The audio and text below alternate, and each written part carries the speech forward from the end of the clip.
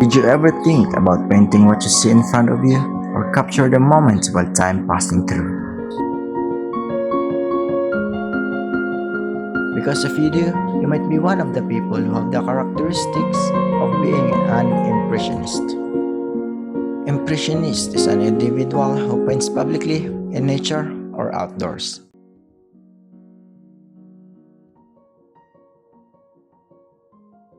Impressionism is a 19th century art movement that revolutionized painting and had a profound impact on subsequent artistic movements.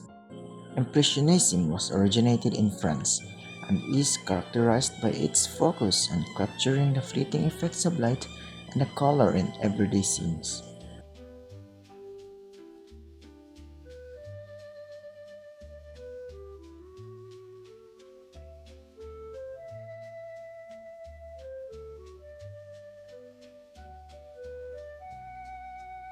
Impressionist painters were fascinated by the way light changes the appearance of objects and landscapes.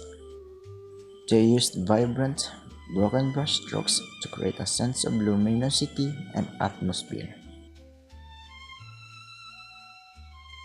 Impressionists often painted outdoors, directly from nature to capture the effects of the sunlight and the changing atmosphere.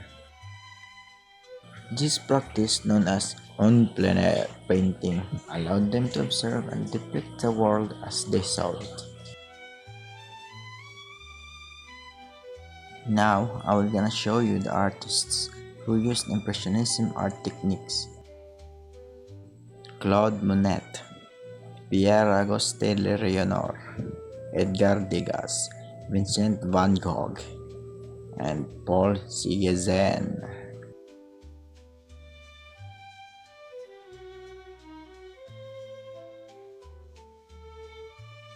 Saying of the new work, it's lively, brisk, light, captivating.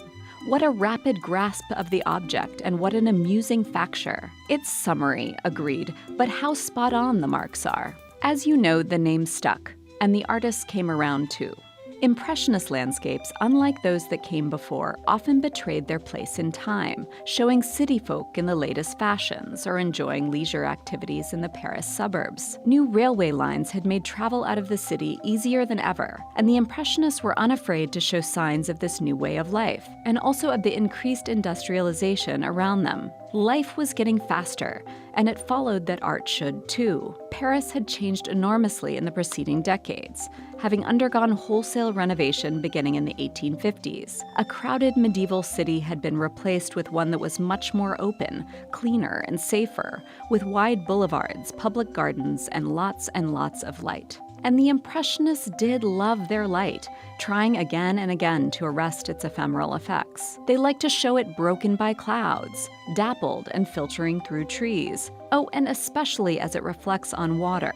Even when painting interiors, which they did indeed do, they loved to include a window, often with sheer drapes through which light could filter. Because they were often capturing atmospheric effects that would change with the passing minutes, the paintings have the feel of improvisation, even if they took a while to get just right. Monet often worked on several canvases at once, shuffling to different works as the light changed, or returning to the same spot daily to patiently await the return of the desired conditions. New and brighter pigments had recently become available, which the Impressionists put to good use, juxtaposing vivid colors in ways that were startling to audiences at the time. Even shadows, it turned out, didn't have to be just black or brown or gray. Studies on color that had been published in 1839 by chemist Michel-Eugène Chevreul had a hand in this experimentation, providing a guide for how complementary colors could be shown side by side to appear more vibrant and intense. An early review asserted these artists were painting things not just as they are,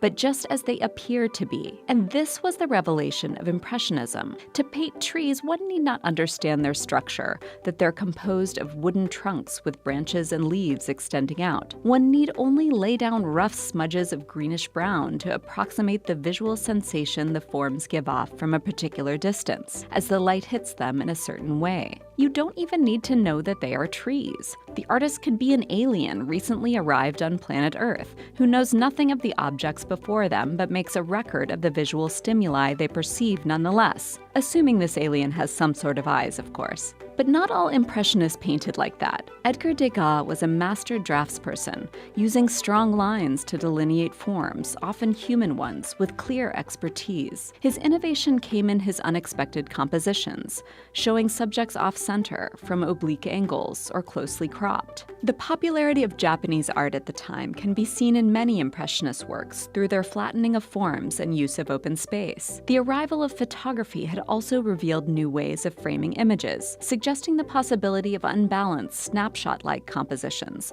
long before cameras would reach snapshot size and speed. Some have theorized that now that photography could capture reality so well, painting was then freed from the shackles of realism and could do what paint does best, which is being colorful and tactile and, painty. This new kind of art also involved more women and represented them in new ways. Berthe Morisot participated in all but one of the Impressionist exhibitions and gave us remarkable views into the domestic sphere and lives of well-to-do women. Mary Cassatt joined the ranks as well and became known for depicting women and children as well as her own family. Women of a variety of classes were subjects for the Impressionists, and not just nude and lying on a bed anymore, but shown doing the things they actually do, in the home as well as out in the world, enjoying Paris's nightlife, and also being it. A population boom following the Franco-Prussian War had brought about a new mixing of genders and social classes, which we see unfolding in Impressionist depictions of street life, cafe culture, and various forms of entertainment. The membership of this motley crew of artists fluctuated with each exhibition, including names you've definitely heard of as well as ones you probably haven't. By their last exhibition in 1886, few of the artists were working in a style you'd likely identify as Impressionist. Core members had evolved their own styles and were exhibiting independently, and the artists we now consider neo-impressionist had arrived,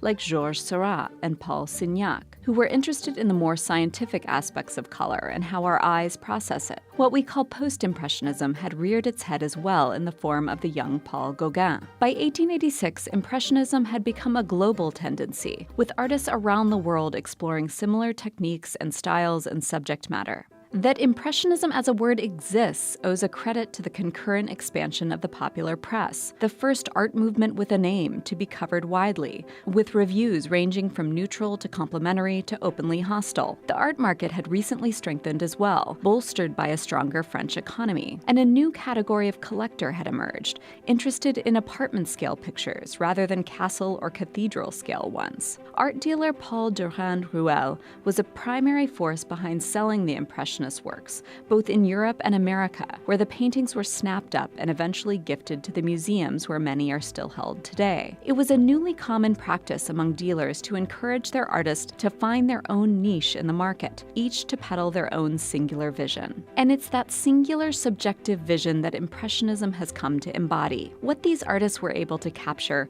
and what still enthralls us, is not the world as you see it, or as a large crowd might, but the world as only they see it. It's why their last names still hold power, evoke strong associations, sell for millions at auction, and draw crowds. When you look at an Impressionist work, you're aware that a person stood before the canvas, applying the paint mark by mark, from their own particular viewpoint and in their own distinct manner. In it, we can see the beginnings of the cult of the individual that has since taken hold, inklings of the now widespread thirst to share our everyday views of the world, each from our own angles and in our own styles. Impressionism was one of the first of a string of avant-garde art movements, each rejecting tradition and embracing the modern, promoting new ideas about what art could be and what it could do. Whether or not you're familiar with the succession of isms that followed, you already know the narrative. Students learn from their teachers, but then repudiate their lessons and push on to forge their own paths. Novel methods over time lose their ability to shock. New ideas replace old, and the cycle continues. And now it's gotten even faster.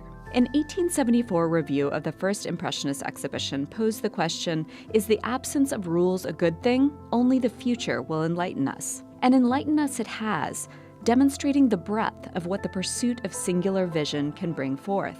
But the best case for Impressionism is the art itself. In a museum filled with the dark and dramatic art that preceded it, and the often confounding art that follows, Impressionism is really pleasant.